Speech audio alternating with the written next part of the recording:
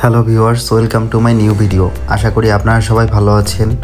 আজকে আমি ঢাকার উদ্দেশ্যে রওনা দিয়েছি। আজকে ঢাকা যাওয়ার সম্পূর্ণ ভিডিওটা আপনাদের সামনে তুলে ধরব। আজকের সকালটা ছিল খুব কুয়াশাচ্ছন্ন।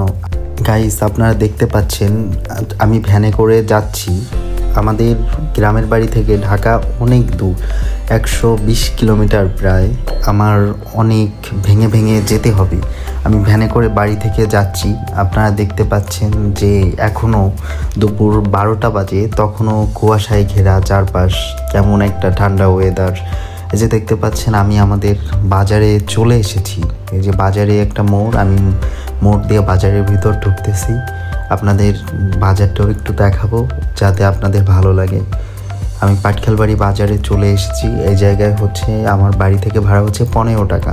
এই যে দেখতে পাচ্ছেন একটা বড় একটা গাড়ি আসছিল, কিন্তু সেটা অতিক্রম করে চলে গেছে। এই যে দেখতে পাচ্ছেন যে আমি যাচ্ছি, বাজার কাটাচ্ছে ওই ভ্যানালা ভাই। যে একটু পরে আসবে মিষ্টির দোকান, অনেক দোকান আসবে। আমাদের এলাকাটা ছোট্ট এলাকা, কিন্তু ছোট্ট হলেও এখানে সব ধরনের জিনিসপত্রই পাওয়া যায়।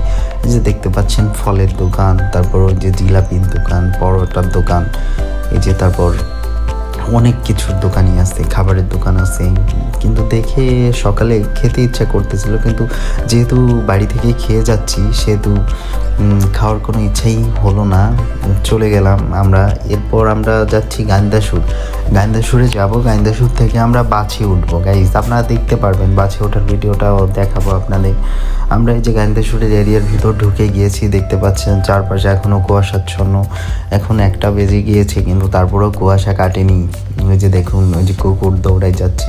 চারপাশটা বন জঙ্গলের মতো ঘেরাও একটা পরিবেশ, কিন্তু তারপরও কিছু করার নেই, ঢাকা যেতে হবে। যেহেতু আমার ঢাকা ইউনিভার্সিটিতে পরীক্ষা ছিল তারপরের দিন, তাই আমি একদিন আগে সুস্থ স্বাভাবিকভাবে ঢাকা যেয়ে একদিন সেফলিভাবে আমি থাকতে চাচ্ছি। সেই জন্য আমি এক ভাইয়ের বাসায় চলে যাচ্ছি আজকে। এই যে দেখতে পাচ্ছেন আমরা গাইন্দাসুরের ভিতর চলে আসছি। এই যে দেখুন আশেপাশে লোকজন আছে। লোকজন আজকে একটু কম বেরিয়েছে, কারণ আজকে প্রচণ্ড পরিমাণে শীত। হয়তো বা টেম্পারেচার 12 ডিগ্রি সেলসিয়াস অথবা 13 ডিগ্রি সেলসিয়াস, মানে এরকম মানে ঠান্ডা পড়েছে আজকে। যে এখন আমরা এই জায়গায় ভ্যান থেকে নামার পরে হচ্ছে বাসের জন্য অপেক্ষা করব। প্রথমেই একটা বাস চলে এসেছিল, কিন্তু এই বাসটায় আমরা উঠলাম না, কারণ আমার সাথে আমার 2 ভাই যাবে। এই যে আমার এক ভাই আসছিল, আরেকজনের জন্য আমি অপেক্ষা করছিলাম, সে চলে এসেছে। তারপর পরই একটা বাস আসলো, দেখতে পাচ্ছেন। আমরা বাসে উঠে পড়লাম। এই যে দেখুন বাস, এটা হচ্ছে লোকাল বাস, আমাদের এলাকার লোকাল বাস। এইটা দিয়ে আমরা ট্যাকেরহাট পর্যন্ত যাব। ট্যাকেরহাট গিয়ে ওখান থেকে আমরা ঢাকার বাসে উঠবো। এই যে দেখতে পাচ্ছেন, আপনাদের একটু লোকাল বাস থেকে বাইরের দৃশ্যটা দেখানোর চেষ্টা করছি।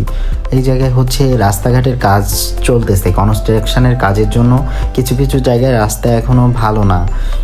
যেহেতু অনেক বাতাস ছিল, তাই গাড়ির জানালা দিয়ে কাচ দিয়েই আপনাদের ভিডিও করে দেখানোর চেষ্টা করে যাচ্ছি।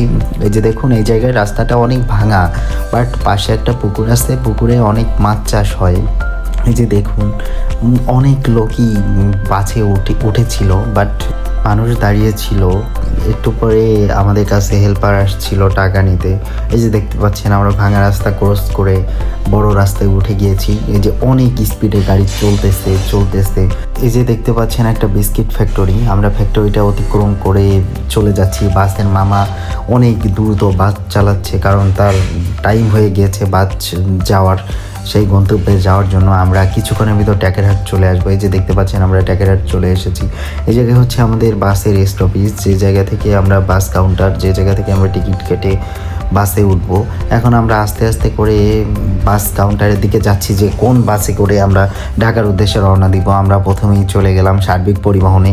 সার্বিক পরিবহনটা অনেক ভালো সার্ভিস দিয়ে থাকে আমাদের। এই যে দেখতে পাচ্ছেন কাউন্টারে আসলাম, কাউন্টারের লোকের সাথে কথা বললাম, সে ফোন দিয়ে জিজ্ঞেস করতেছে যে সিট আছে নাকি।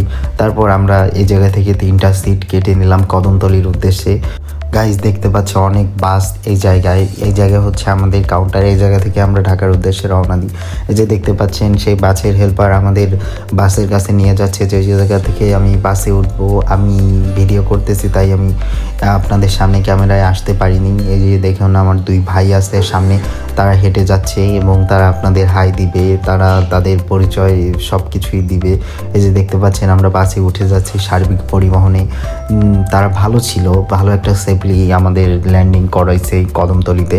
এই যে দেখতে পাচ্ছেন বাসের লোক কম ছিল, খুবই কম ছিল, কারণ আজকে অনেক শীত পড়ছে তো ওয়েদারটা অনেক ঠান্ডা ছিল। বাট আমরা বাসে বসে অনেক মজা করেছি, কারণ বাসে লোক যেহেতু কম ছিল, পিছনের সাইড ফুল ফাঁকা ছিল, আমরা পিছনে বসে অনেক মজা করেছি। এই যে দেখুন নাচতেছে, ড্যান্স করতেছে, ভাবতে পারিনি যে এরকম একটা। গাইজ আপনারা দেখতে পাচ্ছেন এই যে ঢাকা মাওয়া মহাসড়কের হাইওয়ের রাস্তা, এই রাস্তাটা অনেক সুন্দর। এই যে দেখুন চারপাশে গ্রামীণ পরিবেশ, সেটা অতি মনোরম এবং অতি সৌন্দর্যমণ্ডিত, যেটা আমার মন কেড়ে নিয়েছে, আপনাদেরও মন কেড়ে নিবে। এবং বাসটা এই দেখুন অনেক সুন্দর বাস ছিল, বাট ফাঁকা ছিল সেহেতু আমরা ফুল স্পেসটা পিছনে নিয়েছিলাম এবং আমরা অনেক এনজয় এবং গল্প করতে করতে আমরা আমাদের কদমতলী পর্যন্ত চলে গিয়েছিলাম। এই যে দেখতে পাচ্ছেন আমি বারবার আপনাদের ঘুরিয়ে আমিও সামনে চলে এসেছি এবং আমিও একটু নাচ করে আপনাদের সামনে দেখাবো। অনেক এনজয় হয়েছে, ভাবতে পারিনি যে এরকম একটা ভিআইপি বাসে বা লাইনের বাসে আমরা এত মজা করতে করতে যাব, বাট কল্পনার বাইরে ছিল। এই যে এক মামা চলে এসেছে বাদাম হাতে করে, কিন্তু আমরা বাদাম খেলাম না, আমরা এনজয় করতেই তালে রইলাম। এই যে দেখুন আমি নাচতেছি আবার করে, কিন্তু অনেক ভালো লাগলো, ভালো একটা ফিল পেলাম। কিছুক্ষণ পরেই আমরা উঠে যাব, পদ্মা সেতুতে উঠে যাব। পদ্মা সেতুতে ওঠার পরে ওই জায়গার ভিউটা দেখাবো আপনাদের সামনে। এই যে দেখুন একটা বাস ক্রস করে চলে গিয়েছে।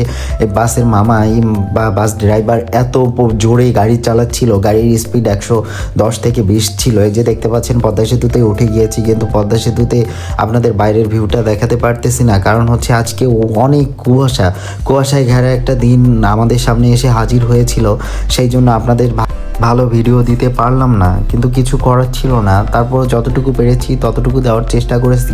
পদ্মা সেতু পার হতে 6 মিনিট বা তার সামথিং লাগে, এর ভিতরে আমরা পদ্মা সেতু অতিক্রম করে গিয়েছিলাম, কারণ বাসে এর থেকে বেশি সময় লাগে না। এই যে দেখতে পাচ্ছেন আমার আরেক ভাই, তারাও খুব মজা করতেছি আমরা, ভালো লাগলো। কারণ আজকের এরকম একটা জার্নি দিতে পারবো সেটা কখনোই কল্পনা করতে পারিনি, কারণ ভাবতেছিলাম লোকের অনেক গাদাগাদি হবে বাসে। এই যে দেখুন আশপাশ দিয়েও গাড়ি ক্রস করতেছে, আমি অন্য সাইডে এসে ভিডিও করার চেষ্টা করলাম, বাট অনেক ঠান্ডা ছিল।